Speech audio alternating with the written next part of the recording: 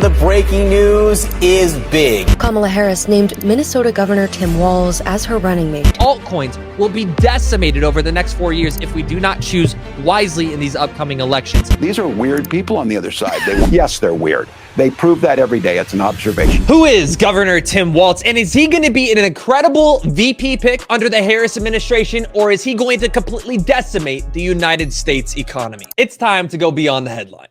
Let's find out why Harris chose him to be her running mate. He's from Minnesota, the Midwest. The election will come down to Pennsylvania, Wisconsin, and Michigan, period. You know, if that's what happened in 2020, I think that's what will happen again in 2024. So if you have someone who can speak that language, right, who is seen as a credible voice, who can campaign actively in Michigan and Wisconsin in particular, I think that's an argument for him. The other thing, too, is he has a pretty impressive resume. Again, like Mark Kelly, served in the military, small town, rural upbringing, was a football coach, won a Republican House district when he was in the U.S. House, has been elected and reelected as governor of Minnesota. So there's a lot there, but I actually think you hit on it. Like, if you think about it, weirdly, Democrats have struggled to find a message that really kind of resonates as it relates to Donald Trump and J.D. Vance, particularly Trump. They've tried a million different things, and it hasn't really worked. But the weird thing did work, at least for a week. And so I think they're thinking, the Harris people's thinking is, you know, is this guy a messenger who can kind of break through and solve the riddle that Hillary Clinton couldn't, that no one in the Republican primary could, either in 2016 or 2024, which is, how do you beat Donald Trump from a message perspective? So weird. Yes.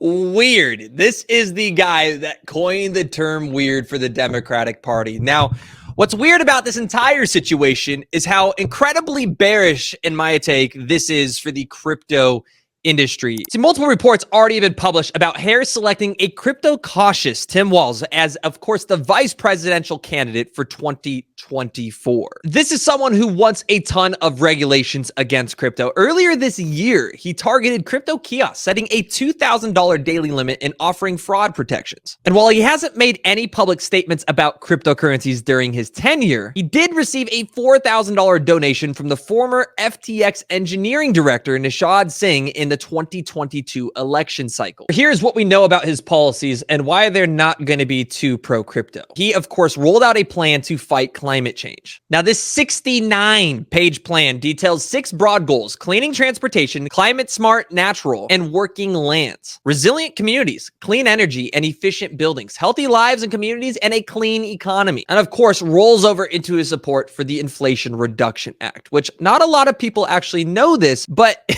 it was supposed to have a huge pro-growth climate policy attached to this huge bill that was established in November of 2023, which means we're going to be dealing with somebody that, of course, is going to be against Bitcoin mining, unless magically we have the educational groups and committees that can be formed by Harris, yes, by Harris herself, to educate these individuals on the consumption of Bitcoin mining's energy, going through cleaner initiatives, reducing carbon emissions at landfills, reducing your flare emissions, cleaning up even potentially the Texas garbage patch floating through the middle of the ocean. There's a lot of green energy ways we can actually reduce the carbon emissions and greenhouse emissions in our atmosphere and produce a value out of that through Bitcoin mining. But these individuals, even Harris, have been responsible for backing the bills that would tax Bitcoin miners, that would push them out due to energy and environmental concerns. They don't understand the tech, let alone the industry. Not to mention, again, one of the main reasons why they chose this guy is he came up with this catchphrase. These are weird people on the other side. They want to take books away. They want to be in your exam room. That's what it comes down to. And don't, get sugarcoating this.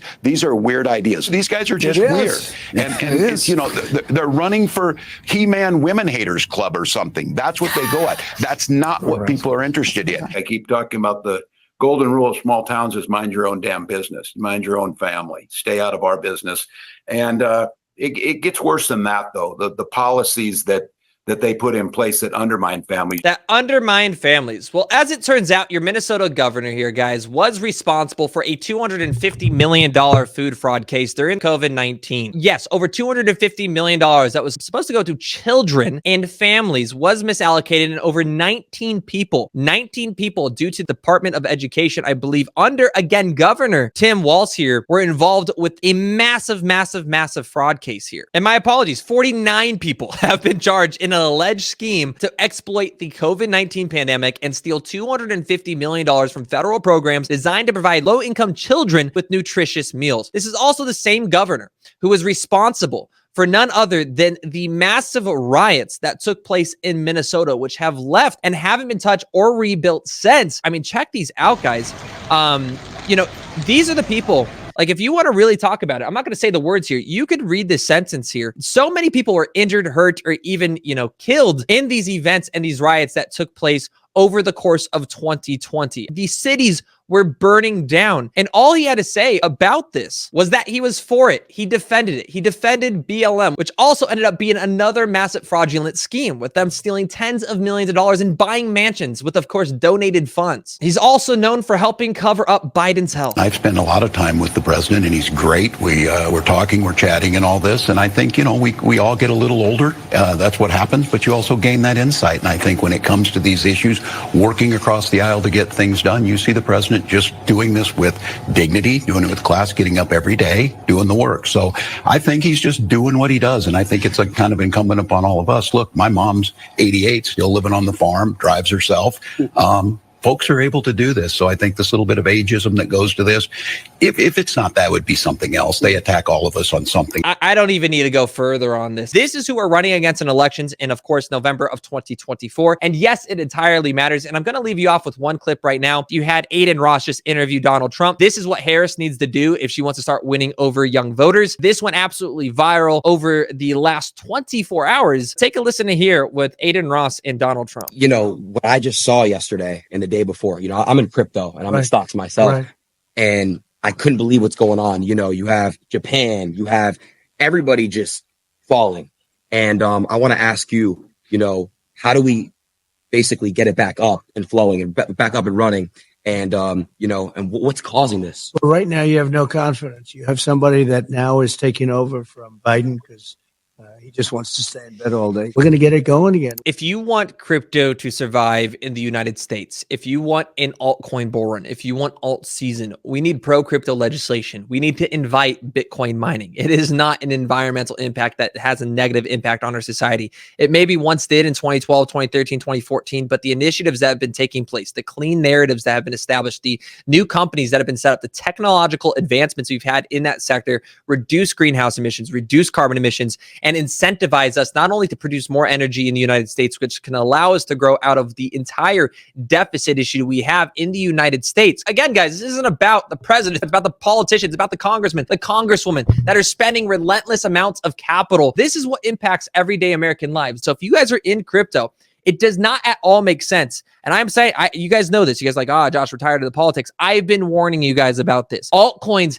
have been decimated. Let me know in the comments. Are you guys up on your portfolios right now? Or are you up in your positions? You're not. Crypto is down massively since its peak. Look at this. OrdiSwap, one of my favorite projects, down 90%. It did a 4x at one point, now down 90%. Luckily, we took profits on all of our AI and our DePIN. But guys, the innovation in DeFi on Bitcoin and altcoins will be decimated over the next 4 years if we do not choose wisely in these upcoming elections. We have two presidential candidates on the other side of the spectrum that are very pro-crypto, very pro-positive legislation, and want to bring crypto development to the States here with, of course, massive amounts of funding in the US. So very clearly, guys, be safe, stay curious, do your own research, and prepare for what could be a very bumpy election cycle.